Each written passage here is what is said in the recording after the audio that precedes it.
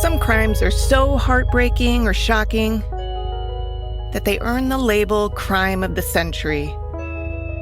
But the stories that made headlines in decades past aren't necessarily remembered today.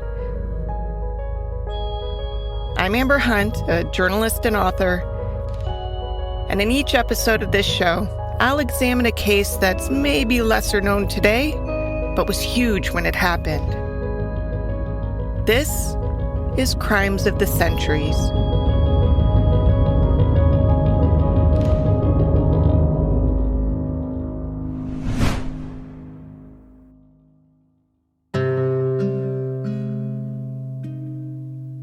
Her head bowed, Ann Putnam Jr. listened as the confession she'd written was read out loud. It had taken her a long time, 14 years, in fact, to reach this point, to admit publicly that what she had said in court all those years ago was wrong, and to ask for forgiveness. She hadn't done it out of anger or malice, she said. She'd just been a kid when it all happened, and she had no idea at the time that what she was saying was a lie. Still, there was no room for an oops, my bad apology here. What Anne had said in a supposed court of law got 20 people killed. 19 were executed, and the last died because of the awful conditions in the jail. A 4-year-old girl had even been arrested and held, and while she survived, her mother and her sister didn't, and she was mentally disturbed for the rest of her life. Anne now confessed that she had lied about everything, and she was sorry. What I did was ignorantly being deluded by Satan, the confession read.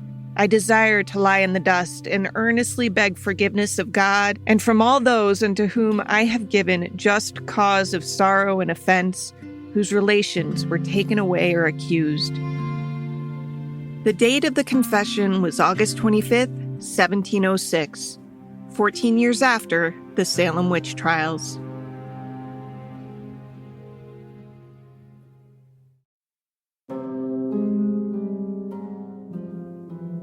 Chances are this is a case you've at least heard about. It's been immortalized on stage and in film. I know you, John Proctor. You love me. Thanks to an Arthur Miller play called The Crucible, written in 1953, that drew some not-so-subtle parallels between those trials and the communists are everywhere Red Scare of Miller's day. A lot of the details were, of course, wrong. Hollywood, don't you know? But the basics were pretty close. It's just, as much as has been written about the Salem cases, the impact they had on the current judicial system is often a footnote at best. And that impact was incalculable. It sort of reminds me of the Scottsboro Boys trial from earlier this season, and that it's not a traditional crime story, in that there wasn't really a crime to kick it off, but the legal battles inspired by these accusations and wrongful convictions had huge ramifications. So we're going to look at the case from that perspective. I think it's clear that in 1692, the legal system largely failed. To help tell this story, I talked to this guy. My name is Emerson Baker, and I'm a professor of history and vice provost at Salem State University, and I'm the author of A Storm of Witchcraft, The Salem Trials and the American Experience. To understand what happened in Salem, or more accurately, to kind of come close to understanding, because there's still a lot about the case that's baffling, we have to start with this. Now, to us, this seems crazy at many levels. But please understand, in the 17th century, that specters are real. Spirits are real. Witches are real. They're in the Bible. Everyone believes in witches. Everybody believes that witches can produce specters, which can harm people. So there's no doubt about that. Popes and kings and everybody believes that. It's tough, of course, to accept that as a baseline fact in this day and age. But we're going to try here, because as anyone who's ever been in therapy has probably heard once or twice, sometimes it's important to acknowledge that what's not real to you is 100% real to someone else, and you'll never wrap your head around what the hell happened if you don't just accept that. In Protestant society in New England at the time, before the age of science, everything you see is a sign of God's pleasure or displeasure. Comets, lunar eclipses, hurricanes. To fully grasp this story, you have to go back even further in time to 15th century Europe. Back in the 1400s, humans were kind of stupid. I mean, don't get me wrong, we're surely stupid right now, too, as I'm sure some punk will point out in some futuristic version of a podcast in 600 years. But in the 1400s, we believed a lot of things we know today are stupid. Like, for example, most thought the sun revolved around the Earth. Copernicus wouldn't publish his book touting the heliocentric theory until the mid-1500s, and even then he wouldn't convince many. People thought that their olive trees would fare better if they had virgins plant them. And people believed that your neighbor might hand over her soul to the devil and pester you to do the same by pinching and hitting you. And hey, I'm not judging, at least not much, because if researching this series has taught me anything, it's that people haven't changed all that much over the centuries. We just keep learning new things and adapting to new environments. But really, what's inside is pretty much the same. Without some of the scientific answers we have today, people in the past had no shot at making sense of things people can make more sense of today, like why a healthy baby might fall asleep and not wake up, or why somebody's moods might dramatically shift without warning. Things that happened that were good were generally credited to a higher power, and in 15th century Europe, the predominating religion was Christianity. If you believed that all good came from God, then it makes sense that you might blame bad things on evil spirits, Satan specifically. This is a couple of actors in a reenactment used as part of a Geographic Channel documentary. This was not the work of Indians. I believe it was a devil's spectre did this. Witchcraft? Aye. I'd be a good Christian. Why would I be plagued by witchcraft? And the answer to that was simple. The devil is powerful. Anyone is vulnerable. And if you believed that, you pretty much had to believe that you, too, might be vulnerable. And you'd find that scary. And scared humans have a tendency to go a wee bit overboard in hopes of protecting themselves. That's why being a witch was a capital offense. This was codified in a lot of places, beginning with England's Henry VIII, whose Witchcraft Act of 1542 marked the first time witchcraft was designated a felony punishable by death. There no doubt were cases before this, but the first witch trials I found documented were in 1441 England.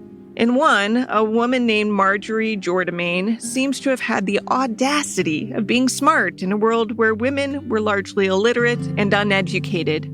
It's a fascinating case worth reading, but the short version is she worked as a medical advisor for Eleanor, the Duchess of Gloucester, who asked a couple of House members to predict when King Henry VI was going to die because her husband would become the king if that happened. And Henry got so spooked when he learned about the prediction of his supposedly imminent death that the two helpers were arrested. One was drawn and quartered, Eleanor was imprisoned for the rest of her life, and Marjorie Jourdemain, a supposed witch who started it all, was burned at the stake.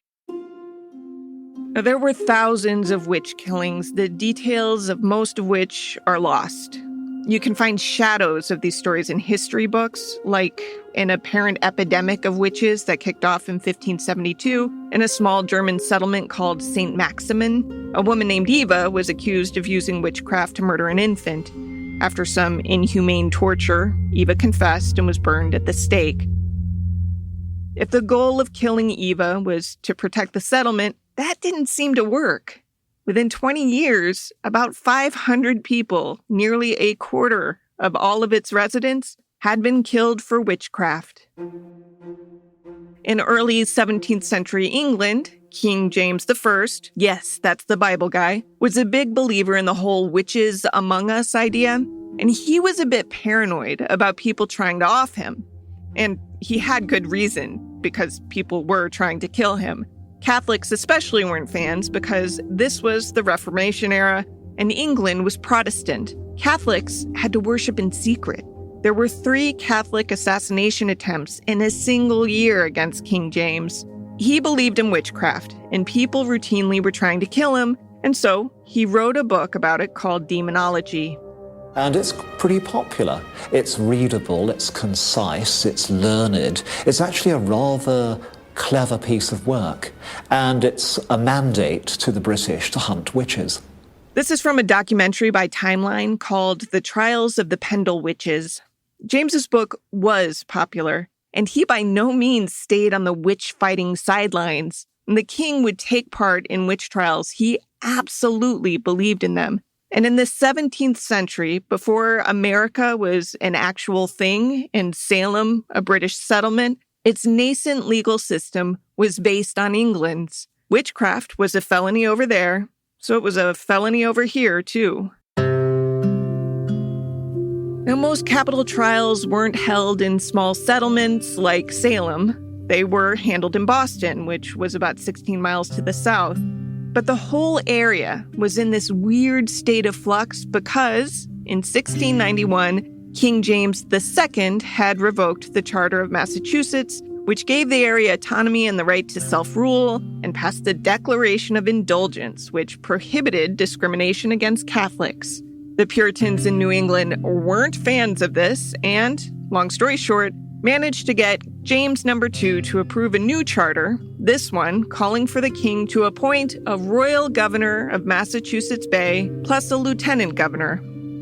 All of this was just starting to settle down when the first whiff of witchcraft surfaced in Salem. That meant that the people now in power were still trying to feel their way around and figure out who should be in charge of what. The new charter did offer a little guidance, though, in that it called for special courts to be set up when needed, and so that's what happened. The new governor, a guy named William Phipps, sent his lieutenant governor, William Stoughton, to serve as chief judge to a special court, and the rulings they would make would change our judicial system for good.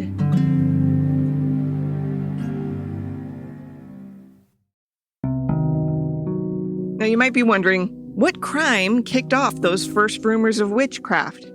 Well, none that we would recognize today. It's not like there was a murder that had been baffling enough that people said, oh shit, must have been witchcraft. Rather, a couple of young girls started having fits, and that's it. Not to say they weren't worrisome fits. They appear to have been incredibly disconcerting to the people witnessing them. The girls were described as convulsing, speaking gibberish, hallucinating, and their bodies would suddenly go rigid, so stiff that adult men, plural, working together, could not change their shapes or make them relax.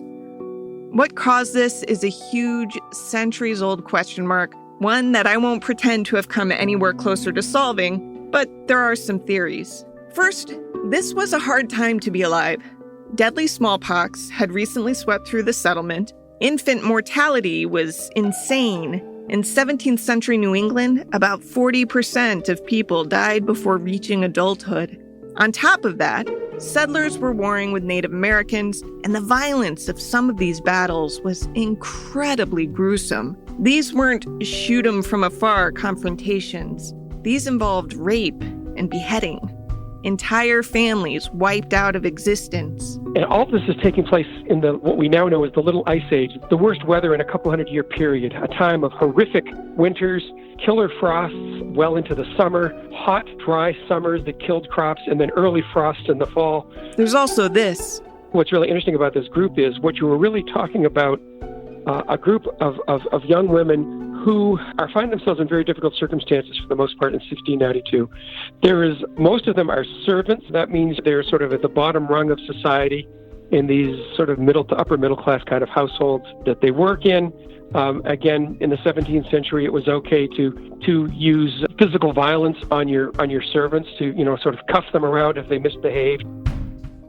After 25 years of reporting, I'm comfortable saying that the issue of control is a common denominator in a lot of crime. Crimes are often committed by people who feel entitled to control others to begin with, or by people who've lost so much control that they lash out and exert it anywhere they can. When you look at the accusers in this case, they had no control. In addition to what Baker said, in Salem, there was a shortage of young men, so you were considered lucky to get married. And if you did get married, you were pretty much that guy's property.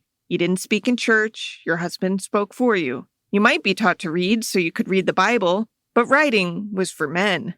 Women had very little agency. Not all of the accusers were teenage girls, but the few who deviated were largely still powerless, like John Indian, a man who claimed to be afflicted. He was enslaved. So imagine what it must have been like to suddenly be paid so much attention, to have people listening to you in a world that normally devalued you. Another possible cause of this madness is, actual madness. One of the two girls first afflicted in Salem was Abigail Williams, who was living with her aunt, uncle, and cousins. One of the cousins was Betty Paris, the other afflicted girl. Records are, of course, spotty, but what's been gleaned is that Abigail was likely orphaned. Some have speculated it might have been in one of those awful frontier battles, and that's certainly what Arthur Miller imagined when he wrote The Crucible. But whatever the reason, it was still traumatic to lose your parents back then, even if it wasn't terribly rare. It would be completely reasonable to think Abigail might have had some mental health issues if she had indeed lost her family. I think it's clear to me that most of these girls at the center of the affliction are suffering from some psychological damage, right? That some of them who've been war refugees from Maine are suffering from PTSD. I'm pretty sure that some of the early victims really fit well with a diagnosis of mass conversion disorder as well. I really don't think there's that much of a deliberate hand. Maybe it's because I like to think maybe the best of people. We know now that mass psychogenic illness is a thing. In simpler terms, it's mass hysteria. We humans are weak sometimes, especially when it comes to fear. If you're convinced there's an outbreak of, say, dizziness and headaches, and you worry enough that you might catch it, you can worry yourself so much that you start showing the symptoms.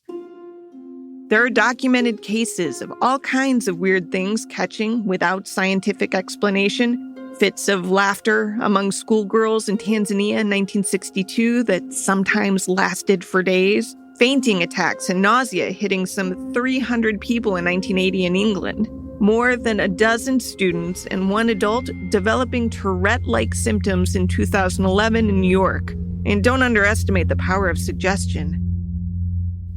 Abigail's uncle was Samuel Paris, a Puritan minister in Salem Village. You usually hear Salem referred to as though it's one location, but it actually wasn't. There was Salem Village and Salem Town. They were politically joined, but there was a big schism when it came to class and money. Salem Village residents were more rural, farmers and such. People in Salem Town were more akin to city folk, though still without indoor plumbing and fancy department stores. In Salem Village, which is where the accusations really kind of start, we are talking about a huge kind of political religious divide over who's going to run the community, who's going to hire and fire the minister, and who likes the current minister and who doesn't. But that's reflected, I think, in some ways in the colony-wide problems that Massachusetts is facing at this time, where in the spring of 1692, they're waiting for the arrival of a new governor, Governor Phipps, who's coming from England. He's going to be coming with a whole new charter, a whole new form of government for the colony. And so that's a very unstable circumstance. People are worried what the future is going to hold. Is Massachusetts going to still be a Puritan colony that's very independent, or is it going to lose any of those rights? There was big tension between the town and the village. The townspeople felt a bit superior. They were more respectable. The village folk were the laborers whose toiling put food on everyone's tables. There was one church for the two factions, and whoever led that church was stuck in the middle of this maddening feud. That poor guy would bring his family into town, set up shop, and then just try and do his job, only to end up with the two sides fighting over his salary and whether he'd be given the wood he was promised. Today we negotiate for vacation and bonuses. Back then, it was wood for the winters. Before Paris, there was a minister named George Burroughs who had hightailed it after the parishioners stopped paying his salary. Paris took over, and things weren't any better. He was immediately caught between the fighting sides, and his pay was routinely sacrificed because of it. This wasn't fun for a guy who had a family to feed, a family that included his orphaned niece Abigail, and his frustrations seemed to come out in his sermons. He would say things like, "If ever there were witches, men and women in covenant with the devil, here are multitudes in New England." He pointed to the 12 disciples and basically said, If 1 out of those 12 was a witch, just imagine how many of you must be. I mean, mathematically, it's got to be like dozens, right? Whether these sermons planted the idea in Abigail and Betty, we'll never know. What we do know is that they started having fits. Doctors couldn't find a cause, and within a few weeks, everyone was pretty confident that witchcraft was to blame.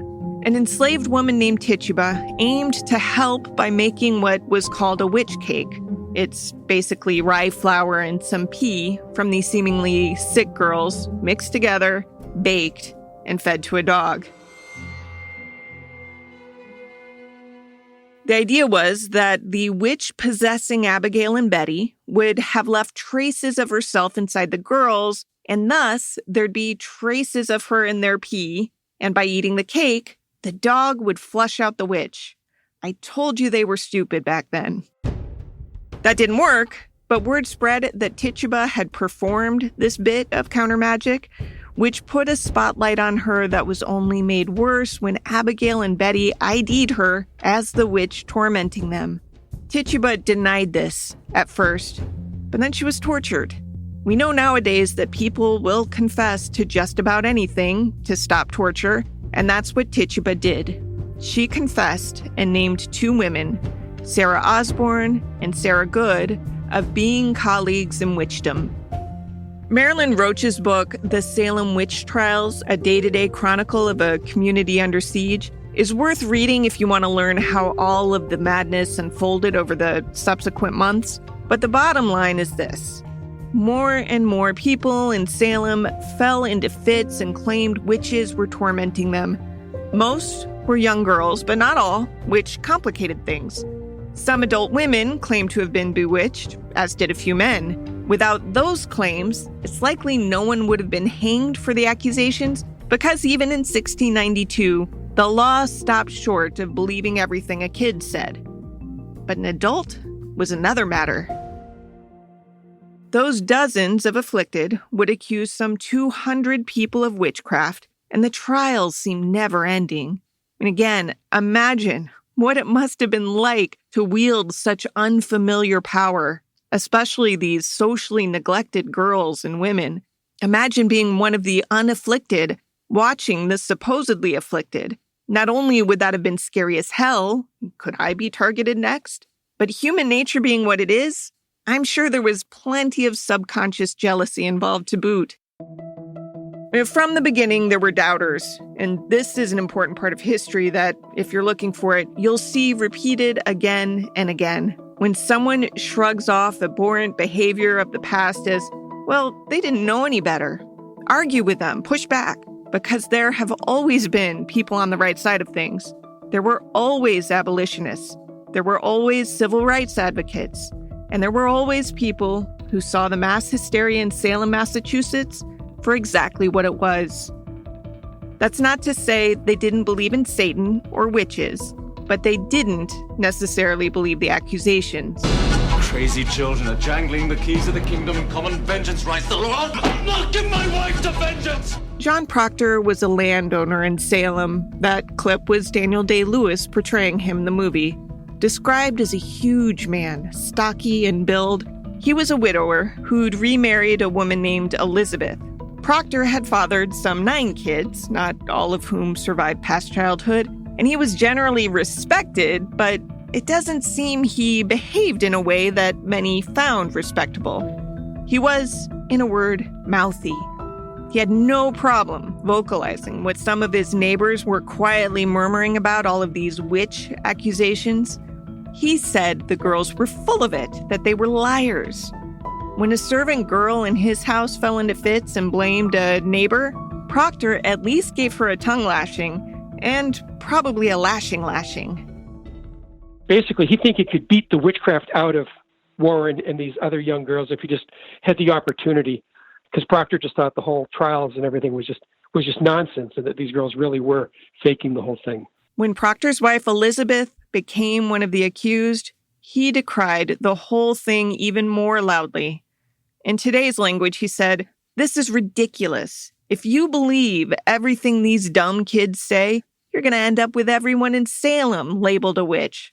After that, some of the girls said, You know what? John Proctor's specter has been trying to make me pledge loyalty to Satan because he's a witch too. So both John and his wife were arrested, as were, soon enough, their son Benjamin and daughter Sarah. And the trials looked a little like our trials look today. It's easy to assume that everything was night and day from modern times. But if you were transported back to 1692 and walked into one of these court hearings, you'd probably piece together what was happening. So this was not like some sort of kangaroo court. It was a court with things like grand juries and trial by jury and witnesses. But there also, too, are some real differences that I think perhaps in some ways sort of precipitated the problems. There were multiple judges instead of one, so more along the lines of our appellate or Supreme Court panels. And those judges listened to witnesses and looked at evidence that jurors weighed too. But there were some key differences. There were no prosecutors. That gig was basically rolled into the judges' jobs. The judges would ask question after question of both the accused and the accusers. There also were no defense lawyers at all and no witnesses called on the defendant's behalf. The only defense one had against these charges was their own word. And if you're a judge who believes in Satan and evil spirits, do you really believe that a possessed person is going to come clean without a fight? Also, the supposedly afflicted people were clustered in the courtroom and allowed to make outbursts that would 100% shut down a courtroom today. Once upon a time in 1970, Charles Manson jumped on a table and silently held up a newspaper with a headline saying, "Nixon believed he should hang." And that threatened a mistrial. I saw a case overturned because jurors had been shown a photo that looked like it could have been the defendant's mugshot. It wasn't even really a mugshot, it was a driver's license photo. But even just seeing the mugshot was deemed prejudicial, so the guilty verdict was set aside, and the guy got a new trial. In this case, you have this bizarre scene that was repeated in the courthouse in Salem where you would have one of the accused on trial, and in the middle of it, the afflicted girls who were watching, the alleged victims of these crimes, would be watching the court proceedings, and all of a sudden they would start screaming and shrieking, saying that, a certain specter was hitting them or sticking them with pins, or they'd start gagging and say, try to choke me, this kind of thing. The idea that this might be prejudicial just didn't seem to strike anyone as a thing. Rather, the judges literally pointed to these reactions and said to the accused, "How can you stand there and say you're not doing anything wrong when Mercy Lewis just started convulsing because you looked at her?" Most of them were experienced judges who'd been involved in witchcraft cases before that had not ended up in people dying. And I think the whole atmosphere in the colony in 1692 turned the judges into hanging judges. If you look at the first questioning on the first day of the first hearings of the witch trials, where Judge Haythorne is asking Sarah Good questions like, why do you afflict these children? When did you start doing it? How long have you been in league with Satan? And they might as well ask, and when did you stop beating your husband, right? It was hard to argue that you weren't doing anything when Abigail Williams was screaming, "I see a specter hanging from the roof beam." And then the judges would look up, see nothing, but accept that it was true. There must be a spirit hanging there. Why would Abigail say it if it weren't the case? This was called spectral evidence, and it ensnared dozens upon dozens, including that poor Reverend George Burroughs, the one who had left after the townspeople stiffed him of his pay. He hadn't lived in Salem long, but his affiliation there would cost him money, his reputation, and eventually his life. All because of what his specter was supposedly doing around town. Spectral evidence sounds a little crazy to us today, but what it really is the idea that someone's specter or spirit or perhaps ghost, we might say, committed a crime against somebody, and that that a person's specter was harming the afflicted girls. Back in the day, spectral evidence was a thing long before Salem, but it was mostly a side note. Usually spectral evidence, if it's used at all in witchcraft cases, is again in one of these supporting roles. But in Salem, it takes a rare chance to really take front and center stage, where people are first accused about spectral acts by this group of really kind of teenage girls, generally referred to sort of as the afflicted girls. And so everybody who was tried in Salem, the primary accusation against them was spectral evidence, and then they would start looking for other evidence to sort of corroborate that evidence. So the accuser would be writhing on the floor, which these judges accepted as primary evidence. So they'd point to the girls and say, well, how do you explain this then? They say you're causing this, and the accused would shrug. I know not, they'd say. The exasperated judges would say, damn, you must be really heartless to cause this pain and not even be willing to stop it. That you won't stop bewitching these girls just proves that you're a witch. The only thing the accused people could say that satisfied the judges was, yes, I'm a witch. Anything short of a confession was dismissed as a lie. There was absolutely no presumption of innocence. These poor people were charged with proving that they weren't witches, which is kind of a hard thing to do. You can't prove it negative, especially a supernatural one.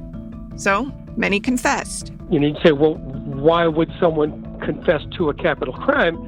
And honestly, the answer in most cases is because the use in the court of what they would mildly or euphemistically call judicial torture, that mild torture. We know, for example, in 1692, John Proctor writes from prison complaining to several of the ministers that his son and several of the other teenagers in prison are being tortured. They're being tied neck and heels. And what that means is you're clapped in irons and have your neck tied to your heels, and then you're hung upside down until the blood starts gushing out of your nose. Now, that will not kill you, but when they're doing it to you, you think it might, right? And it may loosen you up after a day or two of that off and on to sort of say, okay, what do you want me to sign? What confession do you want me to sign? Because I can't take this anymore. The judges didn't just want personal confessions, however. They wanted to know who else in Salem was in on this thing. So the tortured accused would then point to accomplices. And that's how the circle of accused kept growing bigger and bigger until it threatened to swallow all of Salem.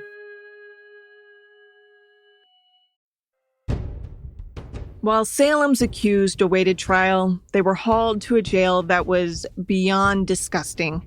It reeked of human waste.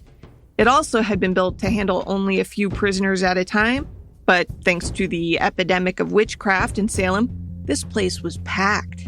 There was no air circulation, so in the winter it was freezing, in the summer it boiled.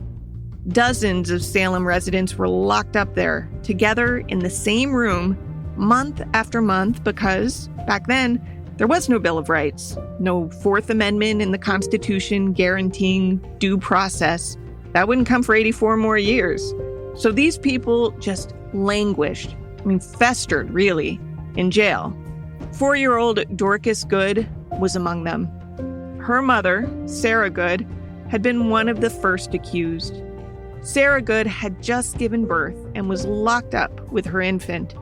Dorcas was separately accused of witchcraft, and the little girl easily confessed. Sure, I'm a witch.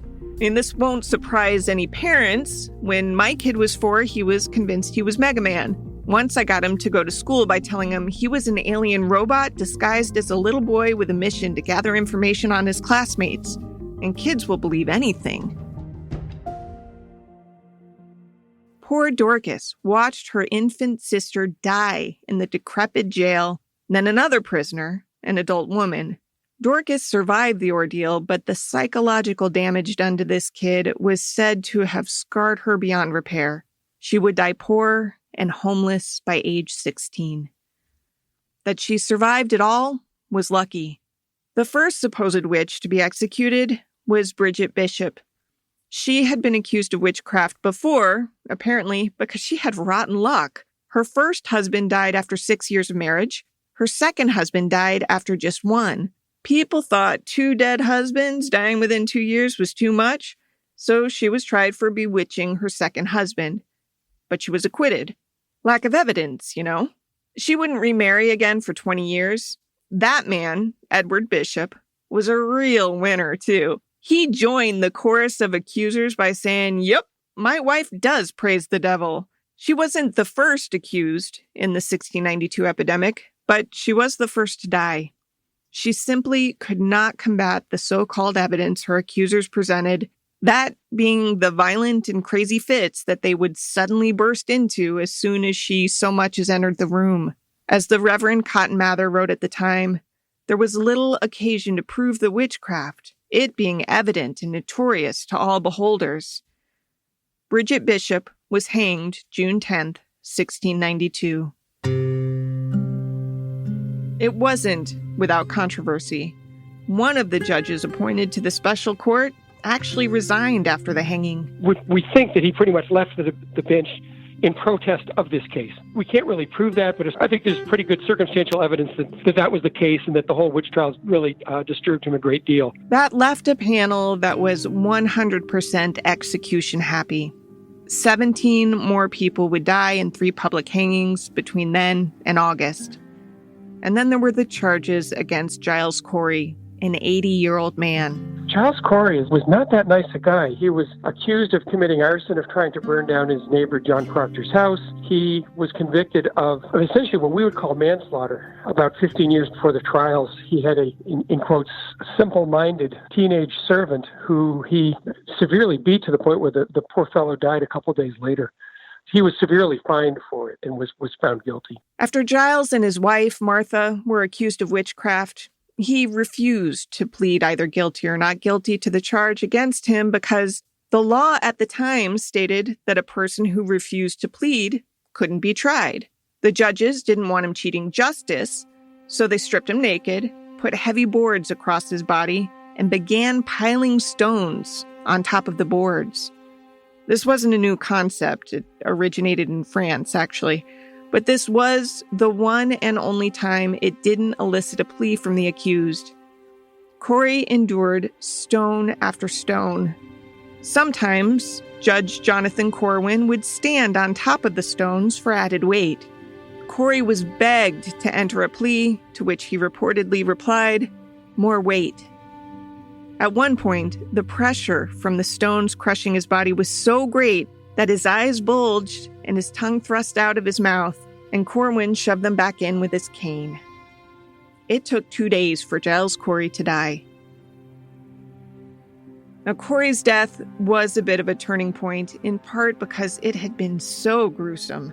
People figured, jerk or not, Corey didn't deserve 2 days of unfathomable torture. Public sentiment had been slowly shifting as more and more stood accused. People still believed in witchcraft and satanic possession and all that jazz, but they started to wonder if Satan could take the form of innocent people. Might we be wrongly killing people? Yeah, you might. The real debate over spectral evidence is whose specter is causing the harm. And there is great debate about this. Some people believe that anybody's specter can be used by Satan and by witches. And this would mean that an innocent person's specter could be wrongfully used. With this thought gaining traction, the execution stopped. It took a bit of time, as this sort of thing always does, but the outstanding charges against accused people were dismissed, and within months, those who'd been convicted were either cleared or at least spared their lives. Within a few years, the general consensus was that it had all been bogus. While the accusers never copped to making anything up, most of them did find their afflictions suddenly alleviated. Abigail Williams was apparently an exception. She continued to suffer inexplicable fits for the rest of her short life. She's believed to have died around 1696, at about age 16. In January 1697, the Massachusetts General Court declared a day of fasting and reflection, while 12 jurors who'd served in the trials signed a declaration of regret, asking forgiveness. Of the actual accusers, the supposedly bewitched, that is, Ann Putnam Jr. is the only one we know of who begged for forgiveness. She had accused dozens, including Rebecca Nurse, a 71-year-old grandmother who, by all accounts, had been a moral, upstanding, church-going person her entire life. Nurse was hanged alongside 4 others on June 19, 1692. 2 of her sisters had been jailed because they stepped forward to defend her. One of those sisters was hanged as well, 2 months after Nurse. Ann Putnam Jr. had been the chief accuser against Nurse and her sisters. When she confessed, she mentioned Nurse specifically and asked her family and God to forgive her. If other accusers ever asked forgiveness, their request didn't survive. But the record shows Anne at least felt horrible guilt. So did Samuel Sewell, one of the judges.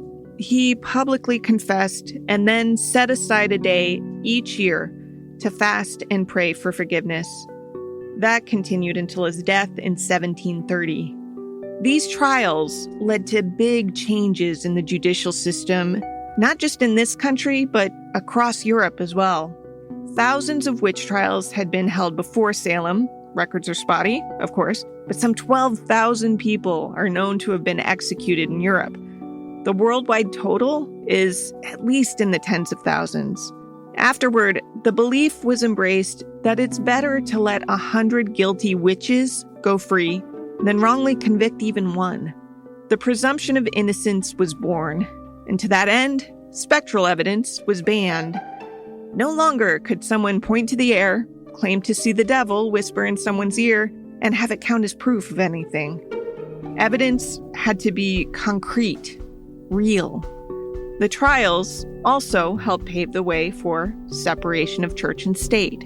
This isn't really the end of the Puritan faith in New England, but I think it's kind of the beginning of the end. And I really do think that people begin to realize that maybe it's not the greatest idea to have the colony's ministers also being the top advisor to the governor. So I do think that division of church and state is kind of foreshadowed in this, absolutely. Because think about it.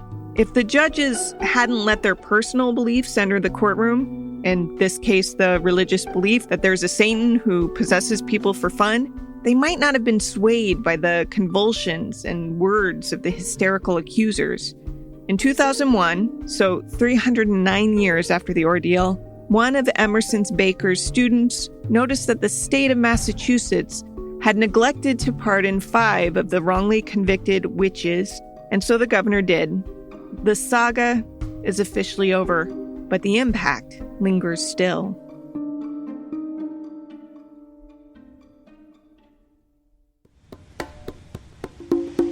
To research this episode, I read the book The Salem Witch Trials, a day-by-day chronicle of a community under siege by Marilyn K. Roach, watched several documentaries of the BBC and A&E variety, and referenced the Salem Witch Trials documentary archive and transcription project. Huge thanks to Emerson Baker, who not only agreed to be interviewed, but fact-checked a few things for me. Side note, the 4-year-old girl that I referenced is sometimes called Dorcas and sometimes called Dorothy, and there's no consensus as to which is right. I stuck with Dorcas.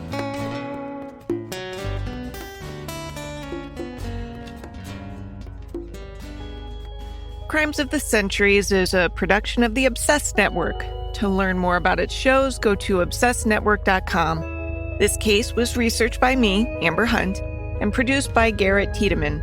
Original music is by Bruce Hunt and Andrew Higley. Other music comes from Blue Dot Sessions.